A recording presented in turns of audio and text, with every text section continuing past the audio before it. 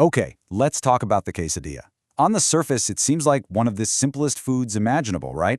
But what if I told you that inside this dish that we all think we know, there's a whole world of ancient techniques and cultural secrets? Well, today, that's exactly what we're going to do. We're deconstructing the quesadilla. You know this one. I mean, we all do. A big, warm flour tortilla just packed with gooey, melted Monterey Jack or cheddar. Maybe you throw some chicken or beef in there. You fold it over, cut it into those perfect little shareable wedges. It's a staple. It's the ultimate go-to comfort food. But is it? What if the real story, the actual heart of the quesadilla, is something totally different? What if the thing most of us have been calling a quesadilla is kind of missing the whole point? Yeah, stick with me on this. All right, so first things first, let's start on some familiar ground. We gotta unpack the classic American version to really understand where this story takes a wild turn. And boom, right away we hit our first major twist. It turns out that American-style quesadilla, the one with two whole tortillas sandwiching all the stuff inside, is technically a lot closer to a different dish from Mexico called a sincronizada. That's usually made with ham and cheese. So get this, right out of the gate, what most of us think of as a quesadilla is actually, well, it's a variation on a theme. But to find the real story, we have to go way deeper. It's not about the fillings, it's not even really about the type of tortilla. We need to talk about the actual soul of the dish. And that soul is corn. The best way to understand this kind of thing is through a personal connection. I love this quote. It's from a Ukrainian chef who learned how to make real tortillas from her friend, Layla, who's from Mexico. It just perfectly captures that magic, right? Learning something traditional straight from someone who actually grew up with it. And you know what the biggest lesson she learned was? Simplicity. I mean, forget all the weird additives you see on the back of a store-bought package. A real, authentic, absolutely mind-blowing corn tortilla, the foundation for a real quesadilla, only needs two main ingredients. Seriously. That's it. Just two. And here it is. This is the big secret. You can't just grab any old corn flour off the shelf. See, on the one hand, you've got regular cornmeal, which is literally just ground up dried corn. But then you have masa harina, and that is the magic ingredient. The difference between these two is an absolute game changer. So how do you get masa harina? Well, it's this incredible ancient process called nixtamalization. Basically, you take corn and you soak it in an alkaline solution, like lime water. And this does two absolutely amazing things. First, it unlocks all these nutrients in the corn that you couldn't get otherwise. And second, it totally changes the corn's chemistry, so it can form a soft, workable dough. Without this one step, you literally can't make a tortilla. Period. And what's so cool is that once you have that magic flour, the rest is just beautifully simple. You just mix the masa harina with some warm water and a little salt until it feels kind of like soft modeling clay.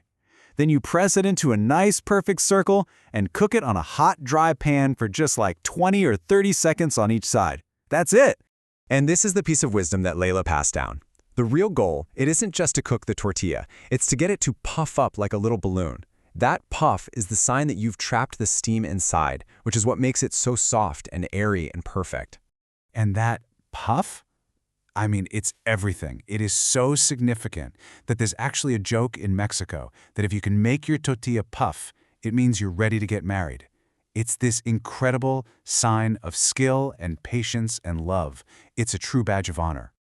All right, so we've done it. We've built the foundation, this perfect puffed up corn tortilla. Now, let's see how that foundation becomes the real quesadilla. And here's the big reveal, an authentic Mexican quesadilla. It doesn't even start with a pre-cooked tortilla. No, it starts with a fresh masa dough itself. You press out the dough, add a little bit of a good melting cheese, like Oaxaca cheese, fold it over into a half moon, and then you cook it till it's golden. The whole point, the crucial thing to get, is that it's all about celebrating that incredible fresh tortilla. It's not about burying it under a mountain of other stuff. And you see, this is so much more than just a recipe, right? It's about how a food this simple can carry so much meaning, how it connects us to our memories, to a whole culture. I mean, check out this story from a writer named Colin Niederkorn. He was watching an Anthony Bourdain episode, and he saw Bourdain visit this woman in Mexico City who was famous for her blue corn quesadillas. And that one image, it just stuck in his head for years.